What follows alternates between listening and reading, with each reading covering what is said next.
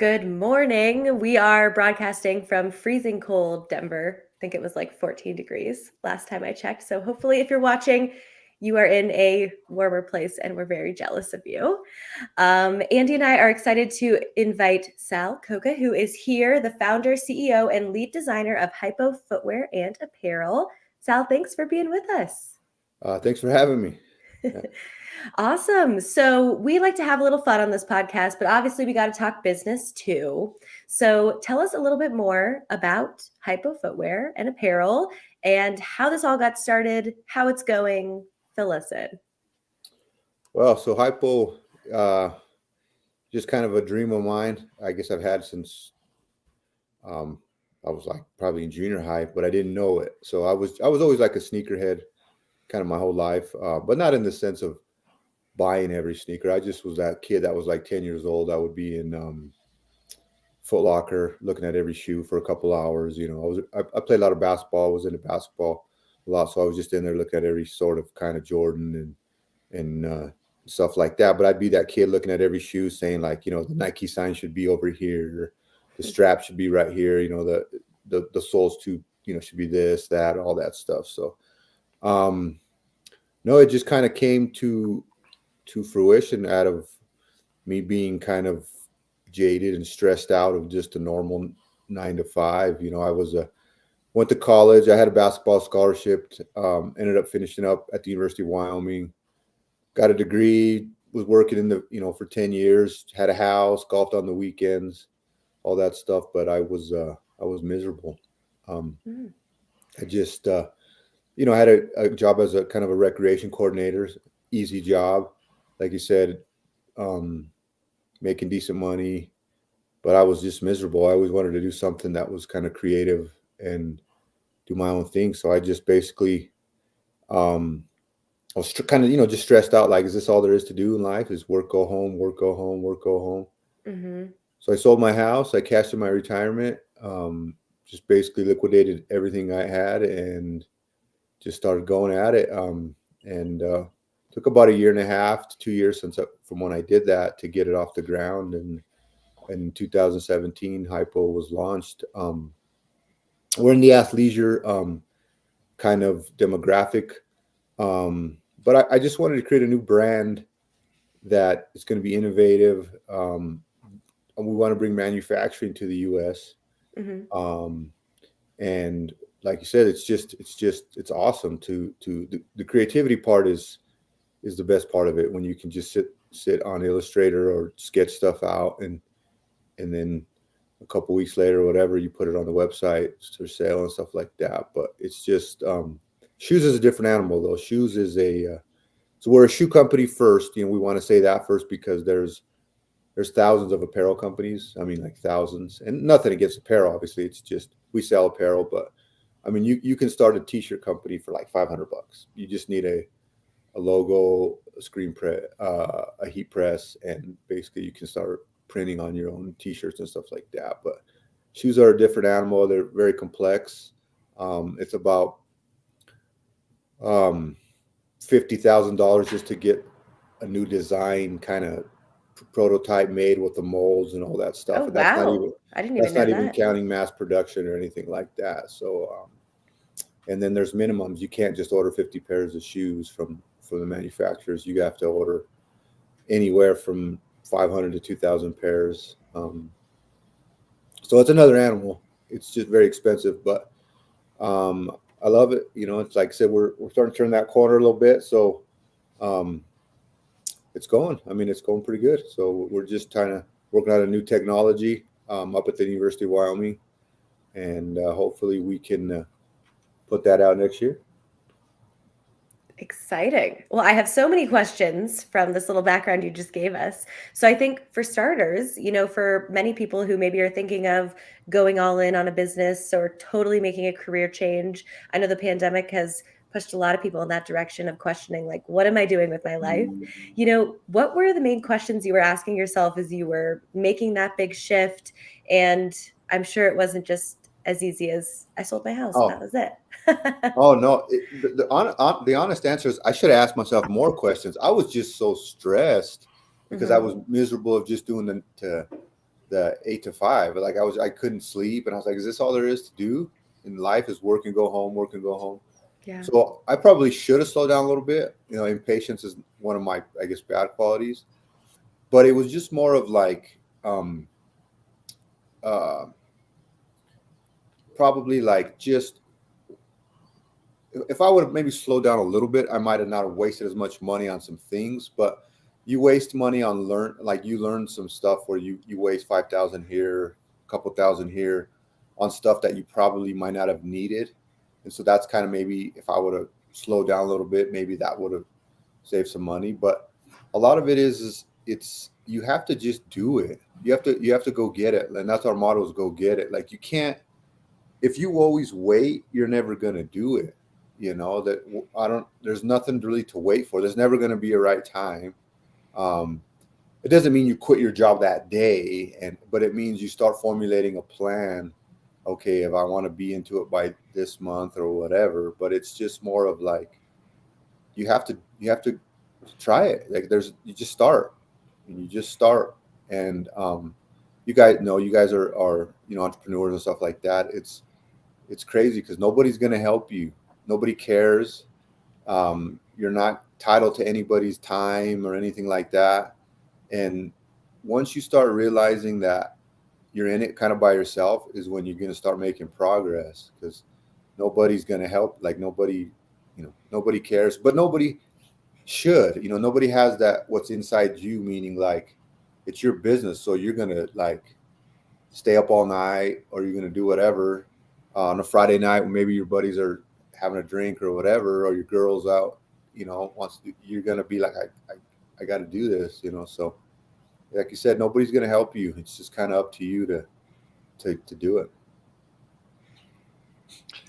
So Sal, I've been looking at your website and a lot of the products that you've made, like you said, are cool soles, cool colorways, unique embroideries, interchangeable laces. Yeah. But I wanted to hear a little more about, I think what you were alluding to earlier about saying you're working with some new technology up at the University of Wyoming, because you have this lineup of coming soon sneakers that look very different than your primary line. They look, I mean, I know he's in a little bit of hot water, but they look kind of akin to a Yeezy or something, very futuristic, very streamlined. What is this massive leap that you're taking forward? Because it looks like it's like a whole new technology. So our first line, I just shoes are like they're very complex to get made. There's so much that goes into it. That the first line I was learning the process a little bit, so I wanted just to get a basic, casual, comfortable leisure line out there. But this kind of new stuff we're working on it's like a more futuristic, but it's like a custom fit to your foot, either like an insole, midsole, outsole, because the shoes are separated into two parts: the upper part and the tooling, which is the midsole, insole, outsole. It's we're trying to get more custom to your foot. So if let's say you go on our website, you're gonna be like, I like that shoe, but I have a high arch, so you're gonna be able to pick that fit. So you're gonna get like, I like this sole, it's gonna go with this upper part. And you're going to be able to get the fit you want because like the footbed is what you actually touch for the bottom of your feet. We want that to be custom to your foot. So if let's say you have a flat arch, but you want some type of memory foam, well, we're going to 3D print that and you're going to get that fit. And then we want to assemble it here in the US, and stuff like that. So we want to kind of give you the look you want because even though you're going to get the fit, to most people who buy shoes, the look is still the most important thing. So when you walk into a shoe store and you don't like the way it looks, unless you're in a sport specific, running, or you're in cross training, or you're somebody that just needs that comfort, most people buy for look. So we want to have a futuristic, cool looking stuff, but you're going to get that fit that's going to be custom to your foot. And that's kind of what we're working on at the University of Wyoming, stuff like that. So has there been any fear in such a bold move to invest in this kind of technology where it's tailor-made to the person?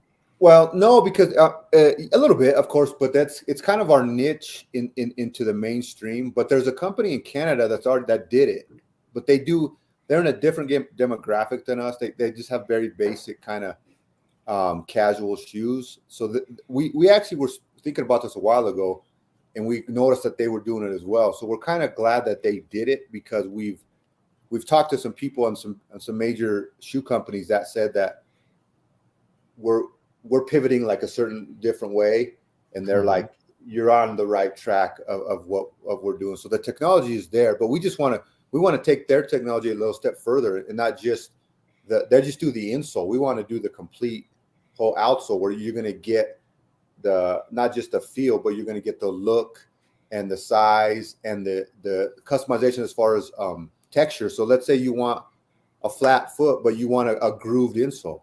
We'll print you where it's grooved or texture, so you get maybe like a massage as you're walking or whatever, stuff like that. So we're taking their technology a step further, but they don't do they're in Canada, but we want to do some manufacturing here in the US. So hopefully we can bring that as far as like our niche. Look what, instead of just always doing stuff overseas and stuff like that. So the natural question then is, in the world of Amazon Prime and in the country we live in where everyone wants instant gratification, how long does it take to fulfill one of these custom orders from order to delivery? So that's what we're working on right now. But as far as the 3D printing, it just takes 4 or 5 hours to 3D print it. You know what I mean? We've already done two prototypes and stuff. So it actually doesn't take like more, like it's not going to take a week or anything to get it printed out or anything. It just takes like a day, about 4 or 5 hours. And we've used kind of some basic machines, the stuff we use. So it actually doesn't take, for the insole, it doesn't take, as far as the outsole, midsole, that's what we're working on right now. But as far as the printing and stuff like that, we don't foresee it taking, too long, we'll see how far we go as far as the process of getting them put together and all that stuff. But we feel like, like I said, you won't get the shoe probably the next day, just like stuff like that, but you're going to get it within, a reasonable week and stuff like that, like a normal shipping and stuff like that. So awesome. It should be pretty good one. It's going to take some trial and error as far as how we're going to do. We already have an idea of how the website's going to be. We want to give it to where you're looking at the screen and you click that shoe you want, and it'll show the shoe at an angle, kind of rotating. And then you click, I want that insole, and it puts that insole on it as it's rotating. So you see what it looks like. And then maybe on right next to it, it says you pick the like the exact insole that shows it grooved. Do you want it grooved or do you want it flat? It'll show it. You click on that option. And we don't want to overwhelm the customer, but just like 3 basic ideas you have, and then you can kind of see it, what it's going to look like. Or even like you type in a little thing like, I just want a shoe to work out in. It'll give you some sort of options of like, choose these 2 options, like for working out. It'll give, it'll show them. So like I said, we want to give you a visual of what you're going to be getting and stuff like that, along with a description of what that type of shoe or that type of fit it would be good for, stuff like that. That's awesome. This is so cool. And I was saying, do you think are you competing, would you say, with like Nike and the bigger brands, or because you guys are going to be so customized, do you feel like it's a totally different product and there's not really a comparison? We might be, but not really. They're moving away from it because they've we've talked to some people at some of those companies, kind of on the down low. And now on the live stream, on the not down low. Yeah. And they're kind of going, because they don't need to do it really. They're already in mainstream. Adidas did some 3D printing, like a little, it looks like a cage type footing of stuff like that, but they're not really doing any major customization, stuff like that. So there's a few companies, like you said, that one in Canada, and stuff like that, but I haven't seen too many that are doing it yet. I'm not saying that there's not going to be some young companies trying to do it, but as far as the main, big hitters like the Adidas, the Nike, the Under Armour, Puma, all them, I haven't seen anything. We do some research and stuff like that, and they've done a little bit of stuff. Nike does a little bit of where you go on the website and kind of pick the colors and stuff, and then they send them to you. But as far as like fit and I haven't really seen too much. I think that they're going away from it because they don't really want the hassle of it, I guess, or they don't really need to do it. I know Nike did they were really big in that self-lacing stuff. That was a huge project for them. Like it was, a lot of time and many years doing it. But but that was what they were focusing on. But we haven't really seen any of the main, because they don't need to. You know what I mean? They're already established and doing what they do. So I'm sure there'll be some companies doing it. But what we want to do is, it's not just a fit. We want to have like um, Andy was saying, we want to.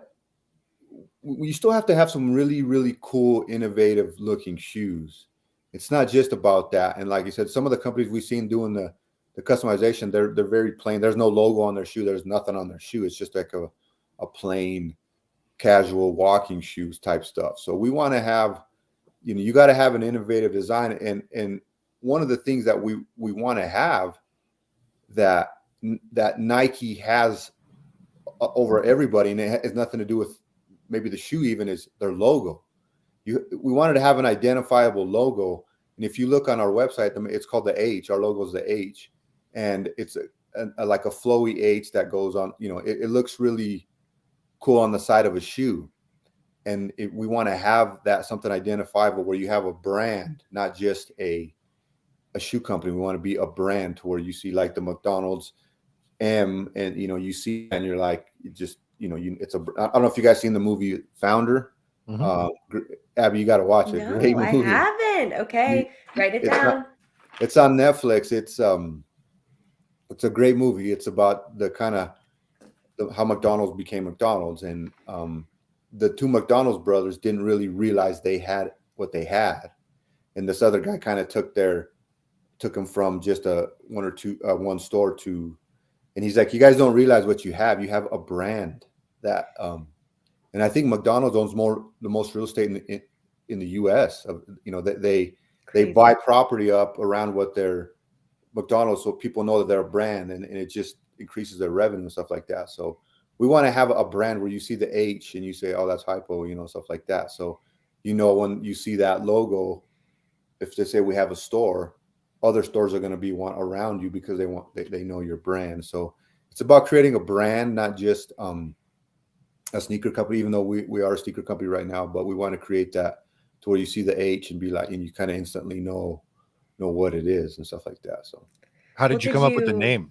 Oh, go ahead, Andy. Well, I put two words kind of together, like higher power, kind of like a religious type thing. Our company is actually called the Saint H Corporation. Hypo's a DBA.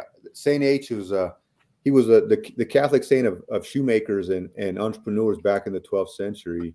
Wow, very cool. He helped a lot of people, gave a lot of his stuff to the poor. And his name was, it was hard I couldn't figure out how to get his name into a company. His name it's Homo Bonus, HOMO, and he was in Italy in the 12th century. And we tried like 1,000 names, dude, like trying to get, but Hypo was actually the name I wanted. But then when we came across, when we researched the saint, we tried to figure out how to, man, we were doing abbreviations. We were doing like everything, like to try to just get it into like a name that pops, sounded good. Right. And we couldn't. And so Hypo was the name I wanted. And because it's short, it's simple, it kind of pops, and it has other meanings, like below and all that, the kind of prefix of below. But so you were going to remember it no matter what, whether you thought of Hypo something.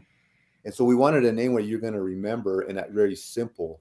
And so it kind of coincided with the saint's name and started with an H. So it kind of flowed, but it was just something that was, and once the funny story is when I originally tried to get Hypo, my, the first attorney I had said, no, you probably can't get that name because, and then trying a bunch of names later, we ended up going to another attorney and he's like, no, you're fine, and we got it. So, but it's just we wanted a short name. We didn't want to overcomplicate stuff like that. We wanted a short name, identifiable logo, and people liked it. It was short, simple, and it kind of popped. So I love it. I think it totally makes sense. And I was going to say, as I look at shoes, it's like, as you're saying, oh, okay, you think about the logos like the Nike swoosh or Adidas or any number of things, you could look at someone's shoe if you know that and be like, oh, that's that brand.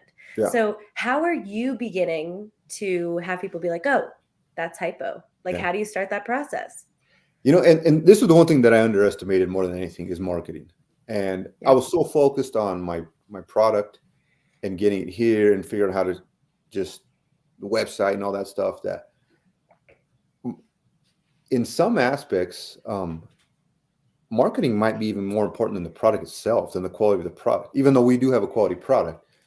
And a lot of people bring up the Beats by Dre kind of analogy where there's probably 10 companies that make a better headphone than the Beats by Dre as far as quality, studio quality. I'm not talking just, like Bose, Boses are phenomenal.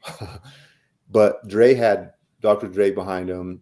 I think it was Jimmy Iovine from Interscope Records, the one that started off. If you guys seen the documentary on it, and it's a good product, but it was just they just came up with an idea, put Dre's name behind it, and basically gave it to every athlete and said, wear these before your games. A few years later, they're selling to Apple for, I don't know, $3 billion, and it's not a bad product, but it's not as, you hear a lot of negative about them as far as being that high end studio quality compared to like a Bose or I don't even know I don't know what you guys use, but like, so that was the quality you get from perfect marketing, perfect, all that stuff. So a lot of it is just, I've learned a lot of marketing. We're figuring out the way of going with a bunch of influencers, or do you get that one guy or that one person that is, but a lot of it is just we do a bunch of events. We've done Hollywood events. We've done a Netflix show. We've done we did like a Laker event out in LA last year. We did a George Lopez event. We did a pre-Oscar event. So once you get in front of people, people start seeing it. And a lot of it is just spending money on ads and getting out there and stuff like that. Social media is huge. It's kind of but it's crazy. I probably get 15 emails a week on a new social media company that wants to, or a new social media marketing company that says, well, let honestly, us work for you. Yeah, we're trying to navigate what's the best to use. I mean, it's really like you get thrown so many ways. You need to do this, you need to do that, but I don't mind building slowly but surely. Like there's a lot of people that you want that instant fan. Of course we want an A-list celebrity to be like, hey, but I don't mind the grind of building like a solid foundation and just building and building and building and not overdoing stuff. Like, and just like now you guys, you see Twitter, you see all these places that are laying off so many people that they grew too fast, which is, I mean, they're $1 billion companies, but like, we don't, we want to build slowly but surely. There's another good documentary called The Rise and Fall of And One. They were a shoe company in the late, they're still I got all kinds of stuff to watch now. They're at Walmart and stuff that they're still a $1 million company, but they were, for about 5 years, they shot up so fast. And they were competing with Nike already. They were in Foot Locker and all that stuff. And then they had they just went, to where I think they sold to, now they sell like in Walmart and all that stuff, which is, they still made their money and all that stuff. But it's like, you learn, you're trying to get to that point, but you want to get there with a solid foundation and base of proper growth, I guess, and stuff like that. And, just you keep grinding and stuff. So what has the testing been like for, you mentioned having to make such a huge commitment in inventory and these large orders once you design a piece, having to get a mass amount of inventory to warehouse. I'm looking at your SKUs and it looks like you plow through men's sizes 11 to 13. Yeah, they're gone. How did you predict to scale how much of your sales was going to go to adult men versus everyone else? Because you have all of them labeled as unisex. Yeah. What is it like planning for the next SKUs when you have men with large feet as looks like core consumer? Yeah, that was one of the mistakes we made. So the average size foot for a man is like 10.5. So we had a ton of 10s, 10.5s, and 11s. But the mistake I made is like from 11 to 13s, we had a decent amount, but that was most of my initial orders, and we sold out of them. And then we ordered a couple more same style of shoe, but more colors. and we sold those. But that was one of the mistakes we made, is like, even though the men's most common size is that, we made a mistake. And that's one of the things we're going to do, is we want to cater to like a bigger demographic, because the reason why you don't see a lot of, when you walk into a store, you don't see a lot of 14s, 15s and stuff like that, because so the mold of a shoe, of the tooling, just to make the mold of the outsole, it's like a waffle maker type thing. It's like $30,000. Oh, casual. Then you go up each size, and each size is like another 3,000. So you make one main one for the like the sample one, and then you go from like, so 6.5 is one, 7. So you pay $3,000 every.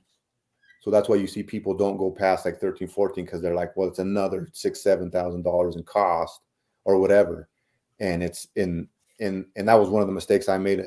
I personally think that the demographic, or the common size of man, is getting a little bigger, because most of the stuff people call, I wear a 11, and we don't, that was a mistake we made. So that's definitely something we're going to cater to. The next, at least one couple of style of shoes is going to be like a bigger inventory of from 11 to probably, I think we're going to go up to 14, 15, because I've had people say, hey man, there's a huge demographic of men. And I actually met with a football player who played for the Broncos a couple years ago.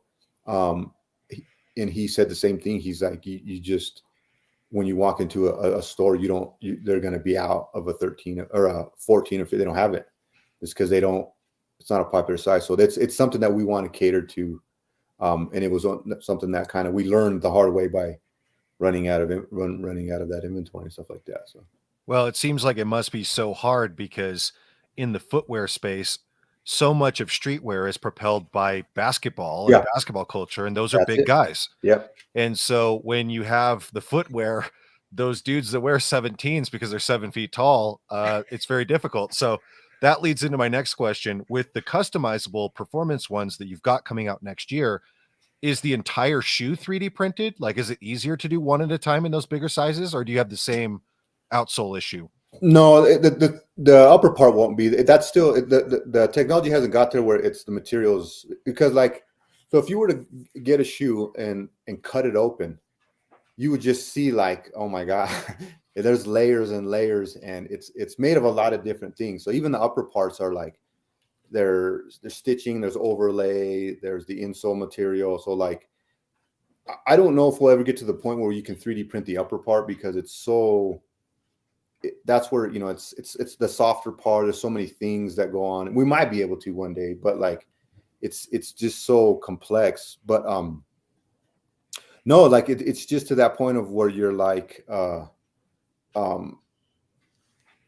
going to get the outsole done, and the upper part will be, and that's the part we want to get done in the US, the assembly. So we get the upper part made overseas, the outsole done, or the 3D printing, whatever, and it put together here. That's what we want to do to start, and then hopefully down the road we can do everything here. But that's the first part we want to do, is do that. But the basketball thing is, so that's where all shoe marketing is basically done, from basketball down. That's our goal. I mean, I played basketball in college. I want to get to that where we have a basketball shoe.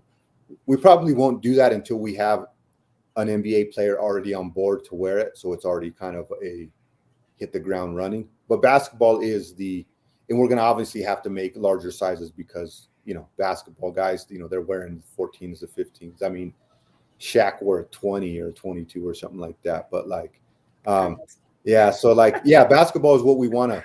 That's our goal, is to get to that point where we because realistically, when you see like the big guys, Nike, all them, most of their marketing is basketball, and then everything kind of filters down. You don't see a lot of crazy advertising on anything else. A little bit of running, because Nike originally started as a running company, but it's basketball filtered down, because you can wear basketball shoes as fashion shoes, and that's what they like. Jordans are mostly worn as fashion. A lot of people don't buy Jordans to actually play basketball in. Even when I was growing up in the 90s, when they were, that Jordan was Jordan, you didn't really wear them to play basketball, and you wore them as a fashion statement. So we want to get to that point where we have a guy on board and he's wearing them, and and that's why you don't see a lot of people signed in the NFL. You see them signed, but they don't really make them cleats because you can't wear cleats. You can't wear them out and about. I think It's so different. Yeah, it seems like the ones that are designed to play basketball, and even the signature ones for athletes, like the Kevin Durant ones or the LeBrons, even Kyrie, they're crazy looking. You're not wearing those with jeans. Yeah, and like maybe the Jordan ones he did wear on the court in the 80s. Yeah, but let's be real, they're not that good at basketball shoes. No, they're not. They're heavy, and they're not. They weren't. And so, so we have an idea. We kind of want to make maybe two versions of the same shoe. We want to make the basketball version too, and then maybe the ones that the guys that you wear like just as the fashion statement, like maybe has a little bit of a different weight to it or something like that. But like, yeah, you're exactly right. Some of those are pretty eccentric and crazy looking. I wonder if there's ever been a shoe designed in Wyoming that wasn't a cowboy boot. Fair. I'm trying to think. No, just mine. You guys can be the first. Yeah. Yeah, trying to no, maybe up in Jackson. Maybe. Yeah. So. Awesome. Funny. Well, Sal, if people want to follow you, connect with you, check out your website, give us all of the shameless plugs where they can do that. So it's everything's at Hypo Footwear, HYPO Footwear, and a lot of people for some reason they spell the wear wrong. They spell it WARE. It's WEAR at the end. So hypofootwear.com. Okay, good. I'm sorry that you have to say that. No, it's crazy. Like people they're trying to email me and they can't get my email, and they spelled the last 4 letters wrong in the email, and I was like, I didn't get anything. And so yeah, all my social media is at Hypo Footwear. The Facebook's the only one a little bit different. It's at Footwear and Apparel. Yeah, follow us. So we're having a big Black Friday sale where everything's 40% off next week. Free shipping, we offer that, and just like I said, support local businesses, U.S. businesses and stuff like that. And like my goal is to be a global brand. I want to be kind of what Nike is to the Oregon community. I want to be that to the Colorado, Wyoming community, where we have a base, kind of both places and all that stuff, where we kind of just, it's synonymous, like Nike synonymous with Oregon and the Portland area. We want to be synonymous with this area and stuff like that. So just support. I mean, good quality product. Next year, you're going to see even better product. We're actually getting some custom design hoodies, like from the ground up next year from a designer that's in Europe, kind of a pullover and zip up, maybe we're kind of going back to the baggier look back, a little bit of the poofier look. That's starting to come back a little bit. So you'll see those next year. Hopefully we'll have them done by the spring, and then maybe have a big launch on all the stuff, so, but yeah, just support good quality stuff. And I just want to appreciate you guys for having me on, man. This is awesome. And if you guys ever have any sort of giveaways or let me know, or we can do some collabs. I'm always open to do that stuff and stuff like that. So, ooh, a little Disrupticity Hypo collab. I love it. We'll make it happen. Thank you so much, Sal. This was great hearing more about you, the sneaker world. I learned a lot. So I bet people listening also did too. Last thing before we let you go, what are you celebrating right now that we haven't gotten to touch on? Maybe something in your personal life. Maybe you're going to see family for Thanksgiving.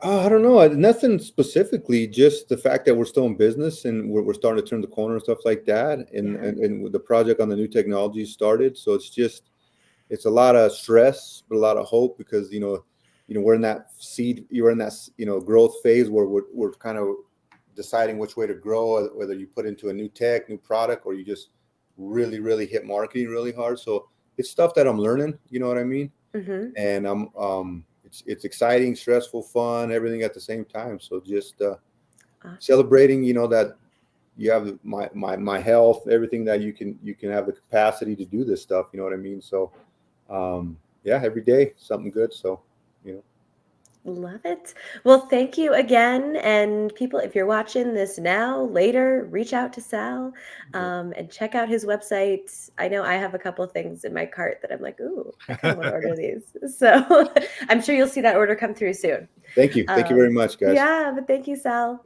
Thanks, Andy. Thank you, guys.